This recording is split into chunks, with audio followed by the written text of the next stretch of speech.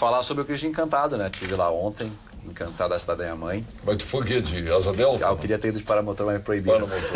Não deixaram? Não deixaram. Minha esposa não deixou e uma... Nem mandado.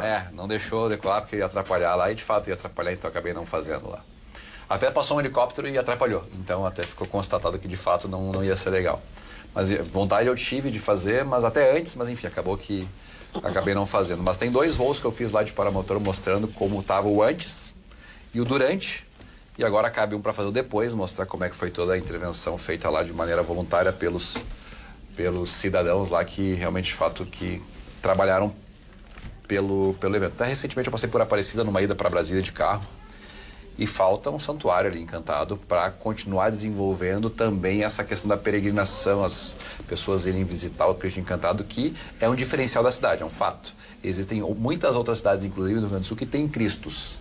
Só que o de Encantado ganhou toda a repercussão por ser o maior inclusive do que aquele da cidade do Rio de Janeiro. Mas não pode a cidade se acomodar, porque tem muitas outras cidades de olho no turismo religioso. Então eu acho que o próximo passo para Encantado é dar atenção para a questão de um santuário que congregue, faça uma missa grande, que consiga acolher toda a população que vai visitar o Cristo Encantado, até porque aqui em Porto Alegre a gente tem um pouco disso, né? A gente é meio que uma passagem. Se as pessoas pudessem ficar aqui por alguns eventos que tivessem na cidade, as pessoas ficariam mais tempo. E no Cristo é muito legal, mas ainda é pouco. Então precisa ter outras coisas que acolham as pessoas legal. ali. Agora você quer saber, tu é trampista? Olha só, até tem meu boné aqui do Trump aqui, ó. Que eu uso na bolinha, de rodinha lá, ó. Sou trampista, mas o Trump tá viajando na maionese, né? Ele tá dando uma de socialista e de direita, né? Socialista conservador, porque as medidas que ele está fazendo de tarifa, que está botando um banho de sangue aí em todo mundo, inclusive estava olhando antes de vir para cá como está sendo afetada as bolsas de todo mundo, inclusive dos Estados Unidos. Isso foi inclusive elogiado pelo Postman, que é aquele que o Lula colocou no IBGE para manipular os números a favor do governo. Então, quando tu é elogiado pelos teus adversários ideológicos por algo que tu está fazendo, significa que tu não está indo no caminho certo.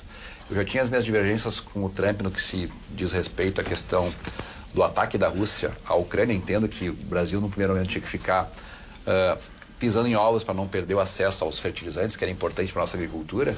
Só que é uma agressão clara a um povo que pode não gostar do presidente, mas o povo não tem culpa do presidente que tem. Nem o povo tem culpa do presidente não cumprir o acordo que foi assinado quando se libertou da União das Repúblicas Socialistas Soviéticas, era não ingressar na OTAN. Mas a OTAN não o Cazaquistão, por exemplo, assinou o mesmo acordo e não ingressou na OTAN. Mas a OTAN aceitou a Ucrânia? Ainda não. Então não tem discussão. Não, mas porque só pelo simples fato de querer... Sim, mas quando ela quis no passado, não foi aceito. Não teve nenhuma nova solicitação de entrada. Então como é que ele pode ser entrar aí, sim. Enfim, ele tá louco. Mas a questão do Trump, o Trump tá viajando na maionese. Acredito que ele esteja falando para a própria bolha, como falou o deputado, só que a bolha, às vezes, ela está muito mais comprometida com uma paixão ideológica do que, de fato, com um racionalismo. Quem está entregando alguma coisa que vai no sentido correto dos incentivos e desenvolvendo a sua economia, é um exemplo claro, que inclusive é amigo do Trump, é o Milei, aqui na Argentina. Eu tenho certeza que se ele pegar os economistas do Milei, ter uma consultoria, vai chegar a um bom termo, mas por enquanto ainda ele está sinalizando para a própria bolha. Pelo que eu vejo do Trump, eu acredito que ele vai continuar errando, porque ele já foi longe demais para voltar atrás. Então, eu imagino que ele vai continuar por algum tempo e o pessoal que trabalha investindo em bolsa e em mercados está tendo bastante dificuldade nos últimos dias e vai ter por algum tempo ainda, infelizmente. A tendência é achar que políticos têm informações privilegiadas e podem tomar decisões mais acertadas.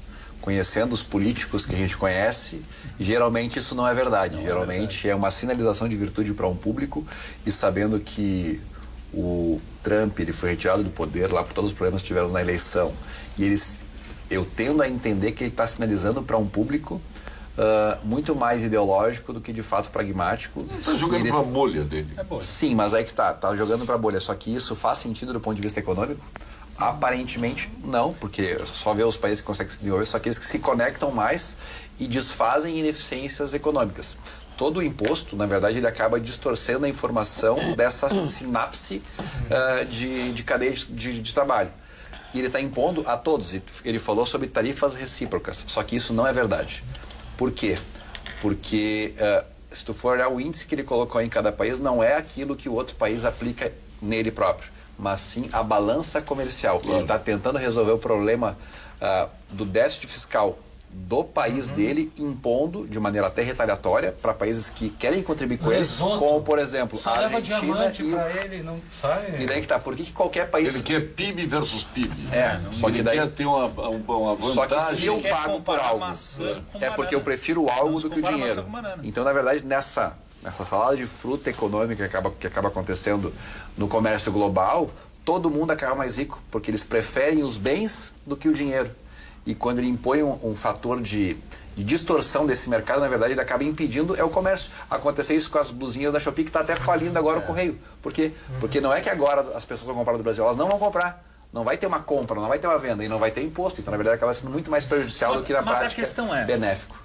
Sangalli, nosso vereador aí, voador, senador voador, pode ser chamado de vereador voador ou... Hein? Voador e de rodinha. As duas agora. Multiplataforma. Só esportes radicais. E o recordista em votos. Como disse lá no interior, não é pouca coisa, hein? Vamos dar ali. Vamos lá, José. Pouco de sorte, pouco de competência. Não, queria primeiro mandar um abraço aqui, que está aqui nos acompanhando hoje. O Lorenzo e o Alex, que vieram de Capão da Canoa, nos acompanhar aí. Obrigado, só tem gente boa. Obrigado pela visita na Câmara e vieram também conhecer aqui o Pampa Debates. Agradecer ao Paulo. Como é que tá o Valdomiro lá em Capão, tá bem? O Valdomiro é meu amigão do peito. O homem que sobreviveu a queda do 8º andar, hein? Imagina. Que loucura, né? E não tava de asa delta, nem coisa parecida. Bom, vou pedir aqui para o nosso deputado Pazin dar andamento no projeto do abate-pedágio lá. Enquanto ele não conseguir votar, eu vou coletando assinaturas do abate-pedágio de iniciativa popular. Porque, assim como o deputado já tinha constatado, depois eu fiquei sabendo que o Marcel tinha apresentado um projeto parecido antes, enquanto ele aprovou a questão das concessões. Vamos pedir ajuda dele, fazendo por lá. O que acontece? Hoje acaba acontecendo uma injustiça. Todos nós liberais somos a favor de se cobrar pela prestação de serviços, porque é justo que se pague por aquilo que se usa. O problema é que o Estado não reduziu 1 centavo do que tu paga de IPVA pelas estradas que tu já está pagando o pedágio. Então, a nossa ideia é que seja possível abater do IPVA aquilo que tu já gasta ao longo do ano de pedágio. Tem muitas injustiças. Hoje mesmo acabei vendo um morador que pagou o pedágio, mas foi multado ainda e depois tem toda a questão de apresentar condutor e tal. Então, são injustiças. Então, enquanto o deputado não conseguir colocar em votação o projeto dele, que é muito semelhante, mas que abate apenas a parcela do Estado, a gente está coletando assinaturas do abatepedágio.com.br, quem quiser assinar, para tentar fazer com que os deputados votem. Eu sei que muitas vezes tem muita pressão, imagina as pressões que o deputado está sofrendo. Se não conseguir botar a votação lá, a gente vai colocar uma lei de iniciativa popular para que a Assembleia venha a apreciar essa ideia de abater o pedágio no IPVA pago todos os anos.